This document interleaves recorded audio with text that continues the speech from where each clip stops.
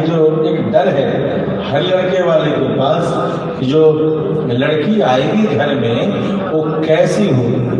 2-3 साल तो यह सोचते सोचते चला जाता है कि ऐसी आवे जो लक्ष्मी हो।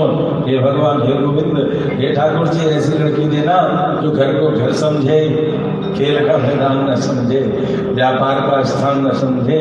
इस प्रकार से विनती करते हैं। यह स्थिति क्यों है? क्या यही विकास का उपहार है?